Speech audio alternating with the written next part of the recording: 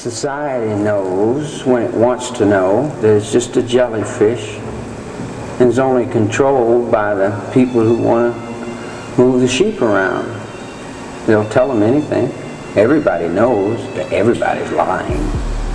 Do you know anyone that tells the truth? Can you trust a lawyer? Can't trust a lawyer. You can't trust. Who can you trust? The president? Look at where your children are looking at it from. Who can they trust? You people are on your road going where you're going. Mm-hmm. If you don't want to stop from going where you're going, I'm not going to stop you. Stop! You know, you're going to your destruction, not mine. I've already established mine. You know, I've already went through mine. I've been judged. But now that I have learned what I've learned, I don't think you people want to know what I know. You wouldn't like it. Why? Well, because it's not very nice. Well, why? Because the people that you let run your lives aren't very nice. The people that govern you, the people that tell you people what to do, they're not good people. Tell me about that. You don't see it? Tell me more about that. Who's destroying the earth and why? The things that we do as human beings that are accepted and called right 100 years ago have changed. Years ago we could cut down trees and we could afford an exuberant lifestyle. We can't afford that no more. We're running out of atmosphere. We're running out of water. Our water is becoming so poisoned and so polluted we're not going to be able to drink it. The trees are being cut down so fast. Lumber companies are just...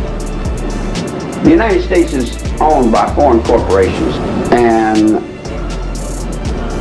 in short, the United States has been sold out by people who really don't care for anything but money.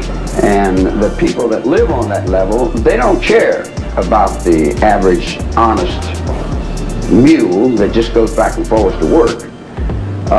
They don't care about the children that are in the streets that are thrown out of this upper echelon of existence. So it goes to the point of, do you really care? And if anybody cares, they're considered crazy. From trying to rearrange a lifestyle of a bunch of people who don't want to change. But they're going to change because the cold wind is blowing. You're going to change or there's going to be no life left on the planet Earth. I'm just a messenger of the truth, life's messenger. I want my trees put back. I want my water clean. I want my atmosphere cleaned up. What you do beyond that, I don't care what church you go to or what race you are, what color you are, what blah, blah, blah, blah, blah, all that nickel and dime personal important trash head stuff. I don't care about that. All I care about is my air, my water, my trees, and my wildlife. And you humans, if you don't get in line with that, goodbye. Because I got biology, and I got chemistry, and I got things beyond the nuclear mind. I won't blow it up. I checkmated that. I got all the bombs over here in the corner. I said, no, I'm not blowing it up. Essentially, what I'm getting so far is there was some sort of a CIA program. They infiltrated these hippie communities, and they allowed Charles Manson over and over and over again to get out of jail. Manson had a parole officer, his first parole officer, who kind of had given him a get-out-of-jail-free card. And someone stepped in and took care of that. What the fuck is going on right now?